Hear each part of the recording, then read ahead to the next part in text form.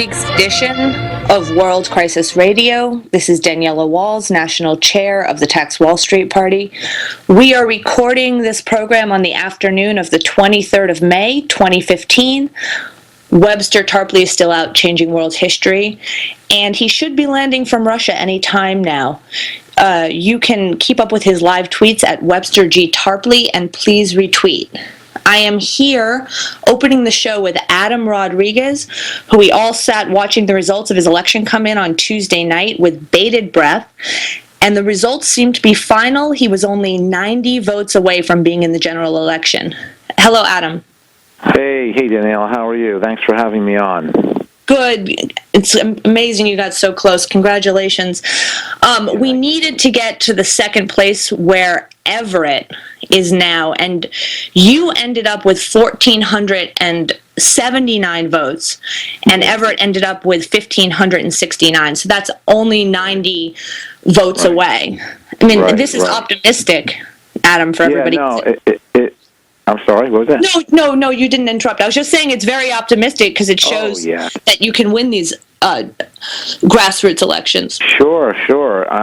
And this is in an area where the population is highly disjointed only because you have certain pockets of, this is a very rural area, but it's only recently been developed with a lot of people that are moving out of New Jersey, out of New York.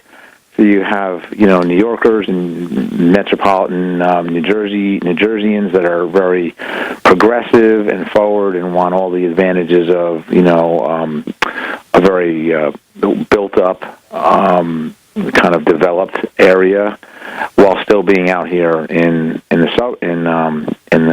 countries per se, and so we're kind of cheek to jowl with an element of the county that is very kind of like staunch Republican. They might be Democrats, but a lot of them are what they call blue dogs or Dixiecrats, and they might not want development, and if they do, it would be to their own ends. It would be for their own benefit. In other words, you have to be able to approach them and say, well, here's the things that we can do, and as a side effect for that, your business concerns, your construction firms, your real estate interests, you're going to benefit from that because this is what we want to do. If you don't do that and reach out to them, and again, these are usually Democrats that are far to the right, or Democrats that have switched party a long time ago and now Republicans. So that's what you're looking at here, and considering that I came really only about, at this point, maybe 90 to 100 votes short after the tabulations closed down. They're still counting in some of the write-ins, or rather, some of the absentee ballots, and there may be even some write-ins, I don't know, but basically, by and large, there were another 50 votes that were added in on top of that, so I'm a little bit over 1,500 votes in being all told. Now, that was the third place. Does that mean there's any chance with the write-in votes, or do you think the spread's going to end up where it's at? It's just going to stay where it's at. Well, there were write-ins in other counties, and a friend of mine told me that certain states don't count write-ins. It's very difficult to do a write-in, but apparently in the state of Pennsylvania, this is a growing movement, and at least in Monroe County, and there were numerous write-in candidacies throughout the county for different races. There was a school board election, there was constables positions, because these are all elected officials. If you want to become a constable, which are not under the sheriff's department, they work for the state, but they also work conjointly with the Department of State, which is the Board of Elections. So they're out there enforcing election rules, making sure that electioneers are a certain distance away from the polling station. If there's any disruption at the event, they're there to mediate that. Local sheriffs and police are not allowed in until it's resolved inside by the constable. If they can't, then the police and the sheriff's department that comes in, because it has to be completely unbiased and arbitrary, and it has to be run by the Department of State and the Board of Elections. So again, this should prove, though, that the responsibility in this case falls on us. It falls on all of us. Oh, yeah. Listeners, I mean, this could have been achieved if we look at this 90 votes, if more people got involved making calls for you in that last few days. And I'm just going to make a point here. I don't mean to use your campaign to make the point, but it's a perfect example. But these are the days to get active. And activist means active. Like, this should activate you. And, sitting on social media all day, I don't think it's going to cut it anymore. You need to get a hold of the phone list. We had a phone list of super voters. And, I called some people the night before to help out, and they were watching the Mad Men finale. And I don't want to be too harsh here, but now if you were not phone banking for Adam that night and watching the Mad Men finale, it's time maybe to ask some hard questions. And this Titanic, we're all in, is sinking. And then Americans are binge watching television series, and it could have been you alone, I'm speaking to anybody who's listening in the audience, that got those last 90 people to the polls for you. We should also, Adam, really quickly thank the unsung heroes from our group, and the first people that come to mind are Matt Brossman and Bernie Brown. Sure. Bernie, Bernie was, I've never spoken directly with Bernie, but, from what I've been told, he was a really staunch supporter, working in the backgrounds, working the phones, calling people from the super voter list, which we cultivated, and which is very accurate. We cultivated here in the county, calling them up, just letting them know that I'm running. And, it's all about name recognition. Unfortunately, I'm not a candidate that was born with a silver spoon in my mouth. I don't have a lot of money, and I'm having to rely on my own, wits and my own wherewithal and my charisma and getting people to trust me in order to get my name out there. And if that in public office happens to be where I want to be, well, Bernie, one thing about Bernie that's an example is that he was doing this from out in California. Right. Which people is amazing. Can help each other get into these local seats, and you've just proved that this is achievable. Doable. It's very doable, because let's go over from a top-down perspective where we were at. So please, basically, because Matt did such unbelievable research back from the 2011 election, and that's the kind of thing that you pay outside consultants to do for you. Matt came on because of his ability to work spreadsheets using Excel. He's very adept at that. This is pretty much what he does for his full-time job in another capacity, but very similar, crunching numbers. He was able to run down on a precinct-by-precinct basis where the Democratic vote was strongest in the last 2011 municipal election, in the off-year election, and where Democratic votes were weakest. So we were able to target very early on where I needed to be able to have the most amount of outreach, whether it's through phone banking, mailers, getting out to events, identifying local leaders in that area that I needed to reach out to and shake hands with and work with. Matt did that right from the start. So, I just really appreciated that, because he was able to say, you had roughly a little bit over 4,000 votes.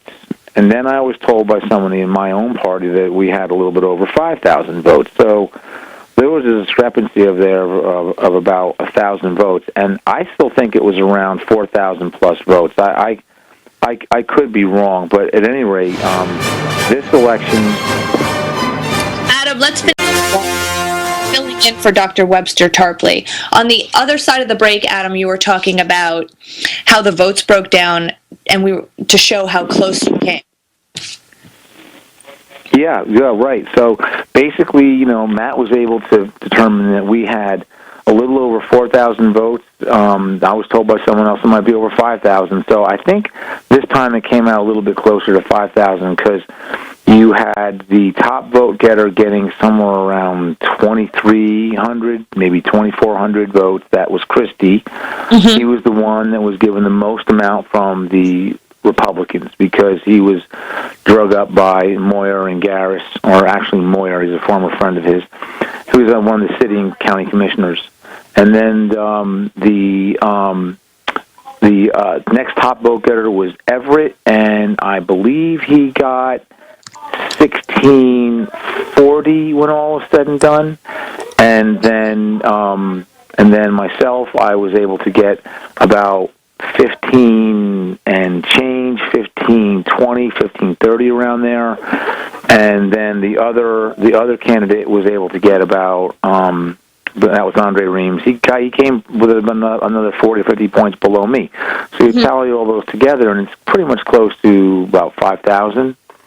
And so the only thing that separated myself from Alan Everett was those 90 votes. So again, I was only about 90 votes away from winning this thing. And was that subterfuging or scheming, you think, by the Republicans in this? Oh, yeah, no question.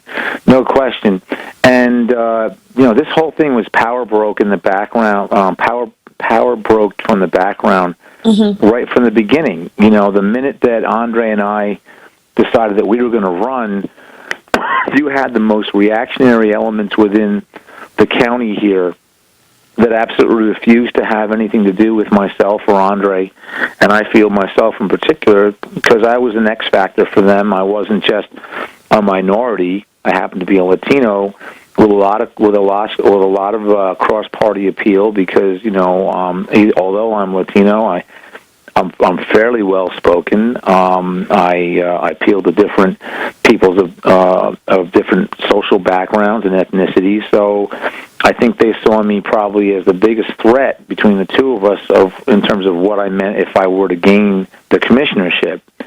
So they went all out. They found two people to flank them. One being this guy Alan Everett, who was actually recruited by the current county commissioner Suzanne McCool, who is a Democrat, and she's leaving. She's retiring.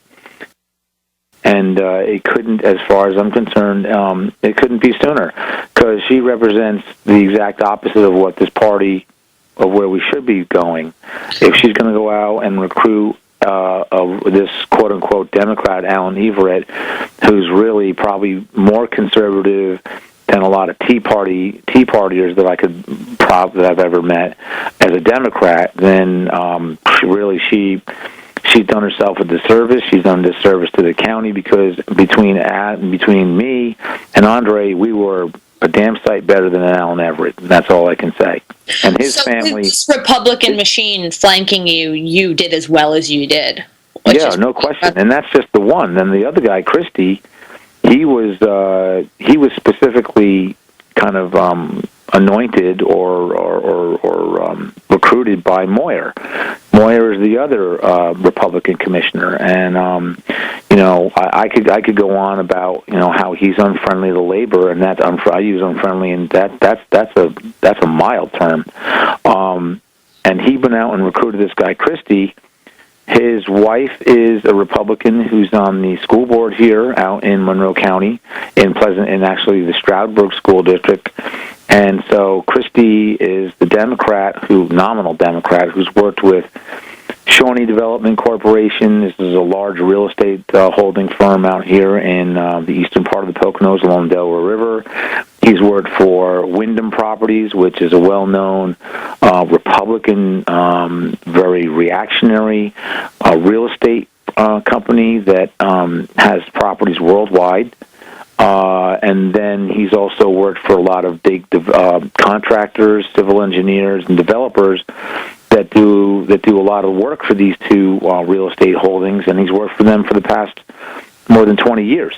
And so they kind of use the excuses, oh, well, this one person worked on the fire department with John Moyer, that's why he's friends with him. That's not the reason why they're friends. He was his boss.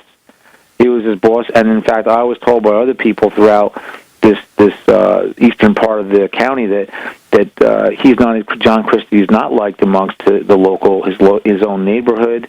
He's not liked within the Wyndham property and Shawnee development area because of their the way they treat a lot of the Smithfield township.